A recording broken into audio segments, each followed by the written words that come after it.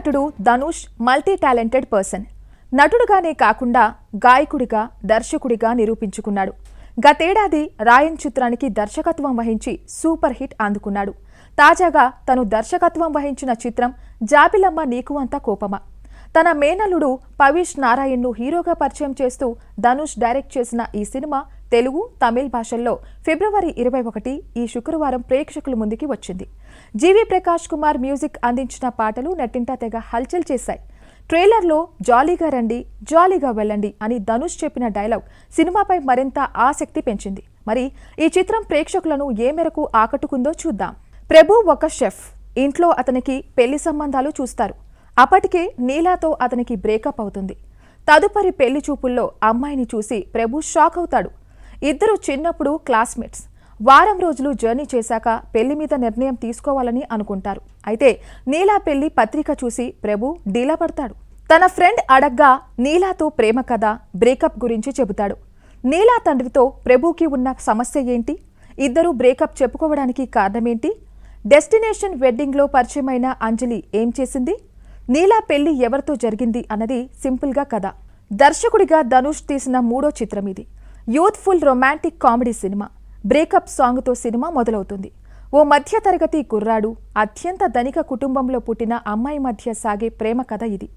కొంత జర్నీ తర్వాత బ్రేకప్, మాజీ ప్రియురాలి పెళ్లికి అతిథిగా వెళ్లడం వంటివి చాలా సినిమాల్లో చూశాం. ఆ తర్వాత ఏం జరిగిందన్నదే ఆసక్తికరం. ఇక్కడ కూడా అదే స్పెషల్. కథ మొదలై అప్పుడే ఇంటర్వెల్ అయిందా అనిపించేంత క్యూట్గా ప్రేమ కథ చూపించి, కొంతసేపు నవ్వులు పూయించి, రొటీన్ లవ్ స్టోరీనే అయినా ఇంకాస్త ఉంటే బాగుండు అనిపించేలా చేశాడు దర్శకుడు Dhanush. New age youth pulse పట్టుకోవడంలో దర్శకుడు సఫలమయ్యాడు. ఈ జనరేషన్ టీనేజ్ యూత్ ఎలా ఉన్నారనేది చూపించాడు. అయితే ఇది కష్టమైన కథ కాదు, కష్టంగానూ తీయలేదు. చెప్పాలనుకున్నది స్ట్రెయిట్ అండ్ సింపుల్ వేలో చెప్పాడు. థియేటర్లలో చప్పట్లు మోగి ఈలలు కొట్టే కొన్ని సన్నివేశాలను ధనుష్ బాగా ప్లాన్ చేసుకున్నాడు. ఈ జనరేషన్ లవర్స్లో చాలా మంది బుజ్జి, బుజ్జమ్మ, కన్నా అంటూ ముద్దులు పెట్టుకోవడం చూస్తుంటాం. అటువంటి జంటను చూపి ఏంట్రా ఇది అంటే క్రీజ్ అని చెప్పడంలో థియేటర్స్లో విజిల్స్ మోగాయి. వీరేంట్రా ఇంత మంచోడు అనే సీన్ కూడా పేలింది. ప్రేమ, భావోద్వేగాలు, డీప్, డెప్త్ వంటి భారీ మాటలు ఎక్కడా ఇరికించలేదు. ధనిక అమ్మాయి పేదవాడి ప్రేమలో పడడం కొత్తేమీ కాదు. కానీ ఆ లైన్కు ధనుష్ చేసిన ట్రీట్మెంట్ బావుంది. క్యారెక్టర్స్ మీద ఎక్కువ భారం వేయకుండా సందర్భానుసారంగా ఫన్ ఇవ్వడానికి ఎక్కువ ట్రై చేశాడు. అయితే అది అక్కడక్కడ డల్ అయ్యింది. సెకండ్ హాఫ్ కాస్త వేగం పెరిగింది. ఇక నటీనటుల విషయానికి వస్తే ప్రభు పాత్రలో పవిష్ ఒదిగిపోయాడు. తొలి సినిమా అనే భావన ఎక్కడా కనిపించలేదు. నటనలో మేనమామ ధనుష్ తాలూకా రిఫరెన్స్ కనిపించింది. పాత్రకు తగ్గట్లు చేసుకుంటూ వెళ్ళిపోయాడు. అయితే పవిష్ను హీరోగా నిలబెట్టడానికి మంచి స్టోరీ ఎంచుకున్నాడు ధనుష్. భావోద్వేగాలు పండించడంలో ఇంకా పరిణితి చెందాలి. అనికా సురేంద్రన్ క్యూట్గా కనిపించింది. కొన్ని సీన్స్లో ఆమె ఏడుస్తుంటే నవ్వుతుందేమో అనే అనుమానం కలుగుతోంది. ఎక్స్ప్రెషన్స్ ఇంప్రూవ్ చేసుకోవాలి. అందంతో పాటు అభినయంతో రబియా ఖాటూన్, రమ్య రంగనాథన్ ఆకట్టుకున్నారు. ప్రియా ప్రకాష్ వారియర్ నిడివి తక్కువ, ఉన్నంతలో బాగా కనిపించింది. గోల్డెన్ స్పారో సాంగ్లో ప్రియాంక అరుర్ మోహన్ మెరిశారు. హీరో ఫ్రెండ్ రాజేష్ రోల్ చేసిన మాథ్యూ థామస్ సినిమాకు మెయిన్ హైలైట్. అతను తెరపై కనిపించిన ప్రతిసారి నవ్వులు పూయించాడు.